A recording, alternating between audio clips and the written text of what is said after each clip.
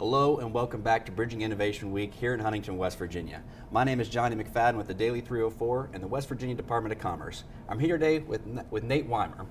He is the co-founder of Bright. He's competing, he's a finalist in Ignite West Virginia. Nate, thank you so much for joining us. Yeah, appreciate you, Johnny. It's great. So Bright, tell us about it. It's data, it's technology, it's educational Right. in one. Give us the elevator pitch. I'm sure that you've done that Yeah. competing. I'm sure you've done that a couple times so far. No problem. Yeah, for those who know us, we actually started in drones, so we've pivoted a lot to get to where we're at today.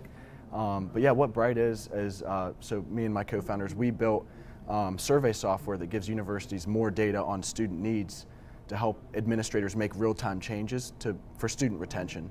And so why we built that is because we talked with 50 administrators across 26 universities, and they told us that students were dropping out and they didn't know who or how to help until it was too late.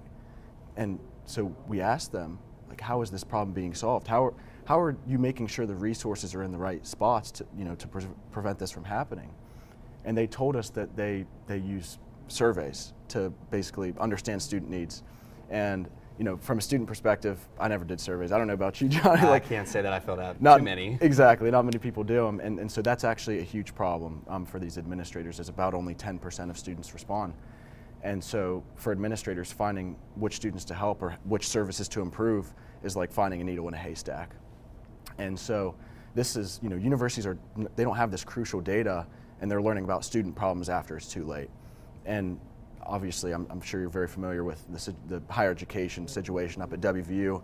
There's a financial crisis. It's affecting colleges across the nation. There's a huge demographic cliff. And so student retention is now more important than ever before. And so where our product, Bright, comes in is the way we solve this problem is we give universities more data. And so the way we do that is on our student app, students answer daily questions about their university experience, and then are rewarded with prizes from local businesses in these college communities. And so students love it because they're getting free stuff. Local businesses love it because they're marketing within higher education setting, and they're seeing new student customers as a result. And then universities are loving it because they're finally getting that data they need to retain students and deploy these resources. We've seen a 700% increase in survey responses within WVU. It sounds like you're really solving a problem there. I mean, we're using data, we're using technology. Right. Every other business in the world is using that to advantage. Seems like a no-brainer to use it in higher education as well. Right. What I really want to know about is what your day looks like today. On a competition day, you wake up, what are you thinking? What's going through your mind? And what does kind of the day look like for you? Yeah, Johnny, I would be lying to you if I said that it was completely stress-free. I'm also a WVU engineering student in mechanical engineering, and so my co-founders are as well. My co-founder, Craig, he's an aerospace engineer. Lucas, he finished his engineering degree, and he's getting his MBA right now. We all graduate in about a month. And so we're still juggling classes while building this company. We've seen great success so far, but yeah, I mean, day to day in my life, it looks like we have a product and it's being used at the WVU schools of nursing and dentistry. And so we've had hundreds of students come back and use the app every single day for 3 months now because they're loving these prizes. And so really my day looks like making sure, customer calls, I pick up the phone to check in. How are they liking the app? Checking in with the administrators. So there's the customer success piece. There's of course the sales piece. Doing outreach to other university administrators. And then, juggling classes in here, making sure the product's working. And then on a competition day like today, reciting the pitch, over and over in the head. Oh yeah. A lot going on to balance, but it's been a crazy journey. I've learned so much, and I wouldn't trade it for the world. Well, it's so cool seeing young entrepreneurs and get out of there, do something uncomfortable, but that's how we grow. We know that. Yeah. Lastly, there's so many resources available now. From when I graduated to now, in those few years, it seems like there's even more at WVU, all over the state, and this whole ecosystem, because it really is an ecosystem. What's it like to have that support and that backing?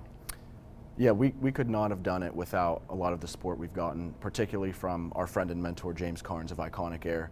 I met James about November of 2022, whenever I just got off an engineering internship, and I didn't love it, and I just wanted more.